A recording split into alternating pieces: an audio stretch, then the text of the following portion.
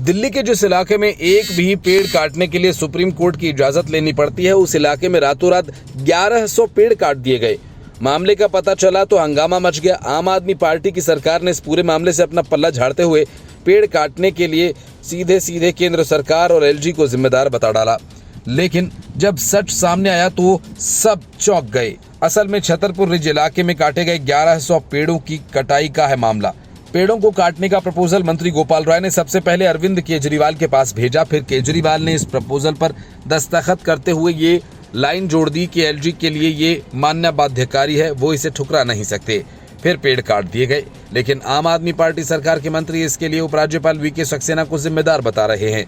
दिल्ली भाजपा के अध्यक्ष वीरेंद्र सचदेवा ने कुछ पेपर्स दिखाते हुए दावा किया कि पेड़ काटने का प्रस्ताव दिल्ली सरकार ने दिया था और सीएम अरविंद केजरीवाल ने इसकी मंजूरी दी थी। साथ ही सचदेवा ने बताया कि केजरीवाल ने जो नोट उपराज्यपाल को भेजा था उस पर लिखा था कि वो उनके लिए बाध्यकारी है, यानी वे उसे नामंजूर नहीं कर सकते। इस बारे में प्रेस कॉन्फ्रेंस करते हुए सचदेव ने कहा कि आम आदमी पार्टी के नेता शुरू से झूठ बोल रहे थे और ये झूठ उन्हें महंगा पड़ने वाला है। कुछ पेपर्स दिखाते हुए उन्होंने कहा कि ये वो कागज जिनमें सरकार द्वारा पेड़ काटने का प्रपोजल दिया गया था और दिल्ली की आम आदमी पार्टी सरकार का प्रपोजल है। उनके मंत्री गोपाल राय इस पर साइन करते हैं। इस प्रस्ताव को दिल्ली के मुख्यमंत्री अरविंद केजरीवाल के पास भेजा जाता है। केजरीवाल इस पर साइन करते हैं। साथ ही वो ये भी जोड़ देते हैं, इस प्रपोजल को मानने के लिए उपराज्यपाल बाध्य हैं। उन्होंने आगे कहा, लेकिन इस प्रपोजल को लेकर अब आम आदमी पार्टी के नेता एक शब्द भी नहीं बोल रहे। पूरी दुनिया में हो हल्ला काटा, इनके मंत्रियों ने पेड़ काटा, प्रपोजल किसका था ये नहीं बता रहे। ये सरकारी प्रपोजल है, मुख्यमंत्री के साइन हैं इस पर। इसके बाद सरकारी अधिकारी काम करेंगे, डिपार्टमेंट काम करेगा, लेकिन प्रपोजल तो आपका है ना, इसे छिपाने की क्या जरूरत थी? क्या इस मुद्दे को लेकर सौरभ भारद्वाज, गोपाल राय और सभी मंत्री जिन्होंने उपराज्यपाल पर आरोप लगाए थे, उनके तमाम झूठ बोले थे, उनके पास अब मंत्री बने रहने का कोई नैतिक अधिकार नहीं बचा है और उन्हें तुरंत इस्तीफा दे देना चाहिए? सचदेवा ने कहा कि आम आदमी पार्टी के नेता तो बार बार सिर्फ यही कह रहे थे कि उपराज्यपाल जी ने कटवा दिए, तो ये भाई कागज किसका है इसका जवाब तो दे दो। वो इसके बारे में तो बोले, एक शब्द नहीं बोल रहे इस बारे में ये साइन किसके हैं। अरविंद केजरीवाल किसके आका हैं? गोपाल राय किसके मंत्री हैं? हम अभी इसकी तह में जाएंगे क्योंकि ये 422 पेड़ों का प्रपोजल है। इसके अलावा 211 पेड़ और हैं जिसकी अनुमति दिल्ली सरकार ने दी और इसमें और खुलासे होंगे। इससे पहले आम आदमी पार्टी ने इन 1100 पेड़ों की अवैध कटाई के लिए केंद्र सरकार के अधीन डीडी और एलजी सक्सेना को जिम्मेदार बताया था। उसका कहना था कि दिल्ली के छतरपुर रिज इलाके को दिल्ली का फेफड़ा कहा जाता है। यहाँ एक भी पेड़ काटने के लिए उच्चतम न्यायालय से अनुमति लेनी पड़ती है और इसके बावजूद केंद्र सरकार की एजेंसी डीडी ने फरवरी 2024 में बिना कोर्ट की इजाजत रातों रात 1100 पेड़ काट दिए। Bureau report, news of India. Delhi शराब घोटाला मामले की जांच कर रही सीबीआई ने अरविंद केजरीवाल को छोड़कर इस मामले में पकड़े गए सभी आरोपियों के खिलाफ अपनी जांच पूरी कर ली है। इस बाबत जानकारी सीबीआई ने कोर्ट को दी। सीबीआई ने कहा कि अब केवल दिल्ली के मुख्यमंत्री अरविंद केजरीवाल की भूमिका की जांच की जा रही है। सीबीआई के वकील एडवोकेट डीपी सिंह ने आगे कहा कि हम 4 जून के बाद हुए कुछ नए घटनाक्रमों के बारे में सुप्रीम कोर्ट को जानकारी देंगे, जिसके कारण हमें अरविंद केजरीवाल को गिरफ्तार करना पड़ा। सीबीआई ने आगे कहा कि केवल केजरीवाल की भूमिका और जांच की आगे जांच की गई है और बाकी आरोपियों के खिलाफ जांच लगभग पूरी हो चुकी है। मतलब कि सीबीआई ने केजरीवाल को क्यों गिरफ्तार किया, इसकी जानकारी वो सुप्रीम कोर्ट को ही देगी। सीबीआई ने आगे स्पष्ट किया कि सॉलिसिटर जनरल द्वारा पहले दिया गया बयान केजरीवाल को छोड़कर मामले में गिरफ्तार सभी आरोपियों से संबंधित था। इससे पहले 4 जून को सुप्रीम कोर्ट ने सॉलिसिटर जनरल तुषार मेहता की दलीलों पर गौर किया था कि जांच जल्द पूरी कर ली जाएगी। उन्होंने कहा था कि अंतिम शिकायत और आरोप पत्र शीघ्रता से और किसी भी स्थिति में 3 जुलाई 2024 को या उसके पहले दायर किया जाएगा। उसके तुरंत बाद ट्रायल कोर्ट मुकदमे की कार्यवाही के लिए स्वतंत्र होगा।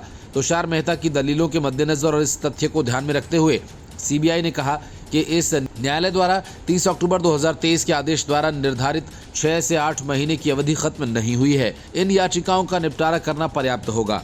साथ ही याचिकाकर्ता को सॉलिसिटर जनरल द्वारा दिए गए आश्वासन के अनुसार अंतिम शिकायत या आरोप पत्र दाखिल करने के बाद अपनी प्रार्थना को नए सिरे से रिवाइंड करने की स्वतंत्रता दी जाएगी।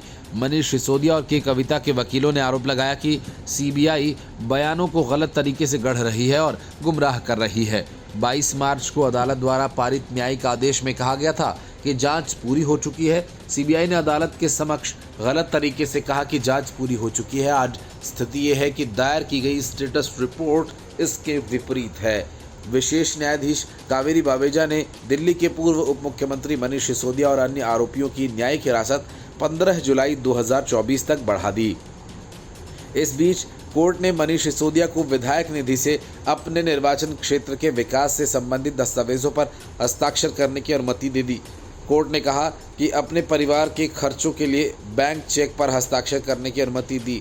हालांकि कोर्ट ने बीआरएस नेता के कविता के खिलाफ सीबीआई द्वारा दायर तीसरी सप्लीमेंट्री चार्जशीट पर संज्ञान लेने के पहलू पर भी अपनी सुनवाई टाल दी।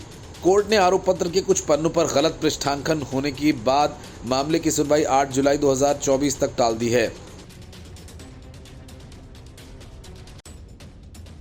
पैसे की हेराफेरी करने के आरोप में लंबे अरसे से जेल में बंद सत्येंद्र जैन की मुसीबतें अब और बढ़ने वाली हैं। अरविंद केजरीवाल जिस सत्येंद्र जैन को नोबेल प्राइज पाने का मटेरियल बताया करते थे, अब उनके ऊपर मंत्री रहते रिश्वत लेने के आरोप हैं, जिसकी जांच के आदेश दिल्ली के उपराज्यपाल ने भ्रष्टाचार निवारण अधिनियम यानी पीओसी के तहत मंजूरी दे दी है। एंटी करप्शन ब्यूरो ने सत्येंद्र जैन के खिलाफ जांच की मंजूरी चाही थी, लेकिन पीओसी अधिनियम 1998 की धारा 17A के तहत मामले को केंद्रीय गृह मंत्रालय को भेजने के डीओवी के प्रस्ताव पर उपराज्यपाल ने सहमति जता दी है। रिश्वतखोरी का ये मामला तब का है जब सत्येंद्र जैन आम आदमी पार्टी सरकार में पीडब्ल्यूडी मंत्री और परियोजना के नोडल अधिकारी थे। उस समय दिल्ली में 1.4 लाख सीसीटीवी कैमरे लगाए जाने थे। इसे लगाए जाने की देरी के लिए भारत इलेक्ट्रॉनिक लिमिटेड BEL पर जुर्माना बनता था, लेकिन कंपनी पर लगने वाले 16 करोड़ के जुर्माने को माफ़ करने के लिए सत्येंद्र जैन पर 7 करोड़ की रिश्वत लेने का आरोप लगा है। ये कुछ वैसा ही मामला है जैसे शराब घोटाला मामले में मनीष सिसोदिया ने थोक विक्रेताओं को 144 करोड़ वापस देने का आदेश दिया और खजाने को चूना लगा दिया।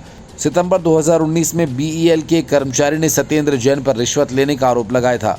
रिकॉर्ड के अनुसार शिकायत के अलावा भ्रष्टाचार निरोधक शाखा यानी ACB GNCTD ने गुप्त स्रोतों से भी जानकारी प्राप्त की, जिससे शिकायतकर्ता के मामले की पुष्टि हुई थी। इसके अलावा मंत्री PWD को रिश्वत के पैसे की व्यवस्था करने के लिए कीमतें बढ़ाने के लिए विक्रेताओं को बार बार आदेश दिए गए थे। जैन की रिश्वत की रकम कथित तौर पर BEL के विक्रेताओं के माध्यम से दी गई थी। सत्येंद्र जैन पहले ही मनी लॉन्ड्रिंग के मामले में तिहाड़ जेल में बंद हैं और अब उनके ऊपर 7 करोड़ रुपए की रिश्वत लेने का आरोप लगा है। 30 मई 2022 को ईडी ने सत्येंद्र जैन को मनी लॉन्ड्रिंग के मामले में गिरफ्तार किया था। इसके बाद वो जमानत पर बाहर आए थे। हालांकि सर्जरी के बाद दोबारा उन्हें तिहाड़ जेल भेज दिया गया। सत्येंद्र जैन पर ईडी ने आरोप लगाया था कि उन्होंने 4 बार अलग अलग कंपनी के जरिए पैसों का हेरफेर किया था। इसी पैसे के जरिए ज़मीन खरीदी गई और ज़मीन खरीदने के लिए पहले से लिए गए लोन की किस्त चुकाई गई। 30 मई 2022 को उन्हें गिरफ्तार किया गया था। इसके बाद उन्होंने जमानत के लिए कई याचिका दायर की, लेकिन हर बार उनकी जमानत याचिका खारिज कर दी गई। 26 मई को सर्जरी कराने के लिए उन्हें जमानत दी गई। हालांकि सर्जरी के बाद उनकी सेहत ठीक होते ही उन्हें दोबारा जेल भेज दिया गया। मनी लॉन्ड्रिंग के मामले में आम आदमी पार्टी के कई नेता जेल में बंद हैं। संजय सिंह लंबा समय तक जेल में रहने के बाद अब जमानत पर बाहर हैं। वहीं मनीष सिसोदिया और अरविंद केजरीवाल जेल में हैं। इस मामले में ईडी की जांच जारी है और सीबीआई भी अपनी जांच कर रही है। ईडी मनी लॉन्ड्रिंग से जुड़े मामले की जांच कर रही है, जबकि सीबीआई भ्रष्टाचार और रिश्वतखोरी के मामले की जांच कर रही है। Bureau report, news of India. Delhi की केजरीवाल की सरकार हो या फिर झारखंड के हेमंत सोरेन की सरकार, हर कहीं टेंडर में कमीशन खोरी का खेल जमकर खेला गया। यही वजह है कि टेंडर जारी किए जाने की प्रक्रिया के दौरान ही टेंडर की राशि दिल्ली में करीब 400 करोड़ बढ़ गई। दिल्ली जल बोर्ड घोटाला मामले में ईडी की छापेमारी के बाद इस बात का खुलासा हुआ और अब ईडी ने एक और बड़ा खुलासा करते हुए बताया कि टेंडर में कमीशन खोरी में मंत्री से ज्यादा हिस्सा अफसर डकार जाते हैं। झारखंड में टेंडर में कमीशनखोरी के मामले की जांच कर रही ईडी की पूछताछ में चीफ इंजीनियर समेत अन्य इंजीनियर्स ने जानकारी दी कि पीएस संजीव लाल के जरिए ग्रामीण विकास मंत्री आलमगीर आलम के लिए राशि वसूली जाती थी। मंत्री 1.35% और अफसर इंजीनियर 1.65% कमीशन लेते थे। इंजीनियर्स ने ईडी को बताया कि ग्रामीण विकास विभाग, ग्रामीण कार्य विभाग के अलावा 2 प्राधिकार Jharkhand state rural development authority यानी JSRSDA के रूरल डेवलपमेंट स्पेशल डिवीजन यानी RDSD में लेटर ऑफ एलोकेशन जारी होने के बाद 3 से 4% कमीशन सहायक या कार्यपालक अभियंता वसूलते थे। इसमें तत्कालीन ग्रामीण विकास मंत्री आलमगीर आलम का कमीशन 1.35% तय था। इंजीनियर्स और अन्य अफसरों का कमीशन 1.65% तय रहता था। पूछताछ में इंजीनियर्स ने ये भी बताया कि मंत्री आलमगीर के लिए कमीशन राशि उनके पीएस संजीव लाल के जरिए वसूली जाती थी। बाकी कमीशन राशि चीफ इंजीनियर खुद वसूलते थे। संजीव लाल ठेकेदार से अपने दोस्त मुन्ना सिंह और उसके भाई संतोष सिंह के माध्यम से ठेकेदारों से कमीशन वसूलता था और इसके बाद राशि दीनदयाल नगर या अभिनंदन मैरिज हॉल के समीप जहांगीर आलम को सौंप दी जाती थी। ये पैसे जहांगीर सर सैयद रेजिडेंसी स्थित अपने फ्लैट में जाकर रख देता था। वसूली गई राशि की कई खेप जहांगीर के फ्लैट में रखी गई थी, जहां ईडी ने छापेमारी में 32 करोड़ से ज्यादा का नकद बरामद किया। ईडी ने यह भी दावा किया कि ठेकेदार मुन्ना सिंह ने स्वीकार किया कि संजीव लाल के कहने पर ही उसने तकरीबन 53 करोड़ रुपए कई लोगों से लिए थे। इन पैसों को उसने जहांगीर को सौंपा था। संजीव ने वसूली गई राशि में 2 करोड़ से ज्यादा रुपए अपने पास रखे थे। वहीं 40 लाख उसने बरियातू के संस्कृति विहार स्थित अपने मकान पर खर्च कर दिए। मुन्ना सिंह ने यह भी बताया कि संजीव ने उसे 50 लाख रुपए नकद दिए थे। पूछताछ में ईडी के समक्ष सभी इंजीनियर्स ने कमीशन खोरी के प्रतिशत के बारे में भी एक ही जानकारी दी। साथ ही कबूला कि RWD, RDSD और JSRRDA में कमीशन वसूली नेताओं, अधिकारियों और इंजीनियर्स के लिए आम बात है। ईडी ने जानकारी दी कि पूर्व चीफ इंजीनियर वीरेंद्र राम के मोबाइल में संजीव लाल के 2 मोबाइल नंबर सेव थे। एक मोबाइल नंबर का इस्तेमाल जहांगीर आलम करता था। दिल्ली हाई कोर्ट में अरविंद केजरीवाल की जमानत की अर्जी पर सुनवाई होती उसके ठीक पहले आम आदमी पार्टी ने हाई कोर्ट पर दबाव बनाना शुरू कर दिया और इसके लिए आम आदमी पार्टी के करीब 150 वकीलों ने चीफ जस्टिस DY चंद्रचूड़ को पत्र लिखकर हाई कोर्ट के जज पर गंभीर आरोप लगाए और उन्हें केजरीवाल के मामले से अलग किए जाने की मांग कर डाली। आम आदमी पार्टी की ये कार्रवाई एक तरह से न्यायपालिका पर दबाव डालने जैसा है ताकि फैसला उनके पक्ष में दिया जाए। मामला निचली अदालत के जज न्याय बिंदु द्वारा केजरीवाल को दी गई एक तरफा जमानत का है, जिस पर हाईकोर्ट ने स्टे लगा दिया था। इस मामले की सुनवाई हाईकोर्ट में होनी है और इसके पहले दिल्ली के करीब 150 वकीलों ने chief justice of India DY Chandrachud को एक चिट्ठी लिखी और चिट्ठी में केजरीवाल मामले में हाईकोर्ट के रवैये पर सवाल उठाए गए। चिट्ठी में दिल्ली हाईकोर्ट के निचली अदालतों में प्रैक्टिस करने वाले करीब 150 वकीलों ने CGI से कहा, जानबूझकर अरविंद केजरीवाल की जमानत पर हाईकोर्ट द्वारा स्टे लगाए गए। लंबा खींचा जा रहा है। पत्र में कहा गया कि केजरीवाल की अदालत अर्जी पर जज फैसला लेने में देरी कर रहे हैं और लंबी लंबी तारीखें दे रहे हैं। सीएम केजरीवाल को 21 मार्च को ईडी ने मनी लॉन्ड्रिंग के मामले में अरेस्ट किया था। चुनाव से पहले उन्हें जेल से बाहर आने का मौका मिला, हालांकि मौजूदा वक्त में वो फिर जेल में हैं। वकीलों के द्वारा लिखी गई चिट्ठी में सबसे बड़ा आरोप यह है कि हाईकोर्ट के जज सुधीर जैन अनुराग जैन के भाई हैं और इसलिए मामला हितों के टकराव का है। जज सुधीर जैन को इस मामले से अलग होना चाहिए, जबकि हकीकत यह है कि अनुराग जैन ईडी के वकील हैं लेकिन मनी लॉन्ड्रिंग से जुड़े किसी मामले को नहीं देख रहे, इसलिए मामला हितों के टकराव का नहीं है। लेकिन केजरीवाल और उनकी पार्टी की मंशा पूरी तरह से साफ है। वे किसी तरह से हंगामा मचाकर अपने हित में फैसला चाहते हैं ताकि उन्हें जमानत मिल जाए। कोर्ट से जबरन जमानत का ये अजीब हथकंडा अरविंद केजरीवाल के लोगों ने अपनाया। वकीलों द्वारा लिखी गई चिट्ठी में यह भी कहा गया, हाईकोर्ट के जस्टिस सुधीर जैन को केजरीवाल की जमानत के खिलाफ ईडी की अर्जी पर सुनवाई नहीं करनी चाहिए थी, क्योंकि जस्टिस सुधीर जैन के भाई अनुराग जैन ईडी के वकील हैं। बता दें कि 20 जून को सीएम केजरीवाल को राउज एवेन्यू कोर्ट ने जमानत दी थी। इसके कुछ दिन बाद ही सीबीआई ने उन्हें इसी केस से जुड़े भ्रष्टाचार के मामले में अरेस्ट कर लिया। केजरीवाल अब सीबीआई की गिरफ्तारी को भी अवैध बताकर उसके खिलाफ याचिका दायर कर चुके और इस मामले की भी सुनवाई की जानी है। अरविंद केजरीवाल को शराब घोटाला से जुड़े मनी लॉन्ड्रिंग मामले में ईडी ने गिरफ्तार किया था।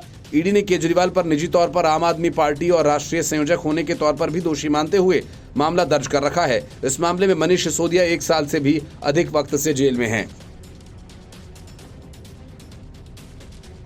Bureau report, news of India. अदालतों पर दबाव डालने की केजरीवाल और उनके वकीलों की रणनीति काम नहीं आई और दिल्ली हाईकोर्ट ने अरविंद केजरीवाल केस में सीबीआई को नोटिस जारी कर सुनवाई 17 जुलाई तक टाल दी। सुनवाई के दौरान हाईकोर्ट ने केजरीवाल से सीधा सवाल किया कि निचली अदालत में जाने की जगह वे सीधा हाईकोर्ट क्यों आए, उन्हें जमानत के लिए ट्रायल कोर्ट जाना चाहिए था। सुनवाई के दौरान केजरीवाल के वकील अभिषेक मनु सिंघवी ने दलील दी कि केजरीवाल कोई आतंकवादी नहीं, उन्हें जमानत क्यों नहीं दी जा रही। दिल्ली हाईकोर्ट ने अरविंद केजरीवाल के वकीलों अभिषेक मनु सिंघवी और विक्रम चौधरी से पूछा कि उन्होंने जमानत के लिए सीधे हाईकोर्ट का रुख क्यों किया, जबकि उनके पास सेशन कोर्ट में इसके लिए अर्जी देने की रेमेडी उपलब्ध थी। केजरीवाल के वकीलों ने कहा कि सुप्रीम कोर्ट और हाई कोर्ट के तमाम फैसले जो हमें सीधे यहां आने का अधिकार देते हैं, हमारे ऊपर ट्रिपल टेस्ट की शर्तें लागू नहीं होती, न कोई फरार होने का खतरा। और इस बात को भी गौर किया जाए, केस दर्ज होने के 2 साल बाद गिरफ्तारी हुई। सीबीआई ने विरोध करते हुए कहा कि वे सीधे यहां नहीं आ सकते, हमने 4 चार्जशीट दाखिल की हैं। अदालत में केजरीवाल की ओर से सीनियर वकील विक्रम चौधरी और अभिषेक मनु सिंघवी पेश हुए। सिंघवी ने कहा कि यह ऐसा मामला नहीं जिसमें ट्रिपल टेस्ट का दूर दूर तक कोई आरोप लगा हो। इस मामले में 4 लोगों को जमानत मिल चुकी है। सामान्य जमानत टेस्ट में कौन सा टेस्ट उसे जेल में रखता है, और उसे 2 साल बाद गिरफ्तार किया गया है। उन्होंने आगे कहा कि मुझे ईडी केस में ट्रायल कोर्ट से जमानत मिली और उसके बाद ही मुझे गिरफ्तार किया गया। मैं कोई घोषित अपराधी या आतंकवादी नहीं हूं, मैं कुछ अंतरिम राहत मांग रहा हूं। सीबीआई की ओर से सीनियर वकील डीपी सिंह पेश हुए। उन्होंने कहा कि केजरीवाल ने गिरफ्तारी को चुनौती दी है, ये पहले से ही लंबित है। जमानत के लिए अर्जी पहले ट्रायल कोर्ट में होनी चाहिए थी। हाई कोर्ट ने पूछा कि ट्रायल कोर्ट के समक्ष कोई जमानत याचिका नहीं है। जवाब देते हुए सिंघवी ने कहा कि सुप्रीम कोर्ट के 9 फैसले हैं। कोर्ट ने कहा कि आपको सेशन कोर्ट की पहली सुनवाई का लाभ मिलेगा और इस कोर्ट की क्षमता पर कोई सवाल नहीं। इसके बाद सिंघवी ने कहा कि सुप्रीम कोर्ट के कई फैसले हैं। इस मामले में अवैध गिरफ्तारी को चुनौती देने वाली याचिका कोर्ट में पेंडिंग है। सीबीआई के वकील डीपी सिंह ने ईडी मामले में गिरफ्तारी के खिलाफ उनकी ही याचिका पर सुप्रीम कोर्ट में लंबित थी, उन्हें ट्रायल कोर्ट में जमानत याचिका दायर की। सीबीआई की इस दलील का जवाब देते हुए सिंघवी ने कहा कि वहां मामला बिल्कुल अलग था और यह केस को टालने का तरीका है। कानून स्पष्ट है, जज के पास इसका अधिकार है। चौधरी केजरीवाल के वकील विक्रम चौधरी ने कहा कि हमारा मुख्य तर्क यह है कि धारा 41A का उल्लंघन हो रहा है। ट्रायल कोर्ट ने कहा कि 41A का उल्लंघन नहीं किया गया, इसलिए हम कह रहे हैं कि ट्रायल कोर्ट जाना निरर्थक होगा। सिंघवी ने आगे कहा कि सुप्रीम कोर्ट ने कानून तय कर दिया है, यहां धारा 45 PMLA शामिल नहीं है। आज जज ही इस पूरे मामले पर सुनवाई कर सकते हैं और ये याचिका जमानत की है। इन सभी फैसलों का मतलब क्या है? अगर सीबीआई के वकील आते हैं और कहते हैं कि मुझे ट्रायल कोर्ट जाना चाहिए, कोर्ट ने कहा कि सुप्रीम कोर्ट के कितने मामलों के पास औचित्य के आधार पर ट्रायल कोर्ट जाने का हक है। कानून स्पष्ट है, हमारे पास समवर्ती अधिकार क्षेत्र है। सुप्रीम कोर्ट ने कहा कि आपके पास जब उपाय उपलब्ध है तो उच्च न्यायालय को बाधित न करें। कोई कारण होगा कि आप सीधा कोर्ट आएं।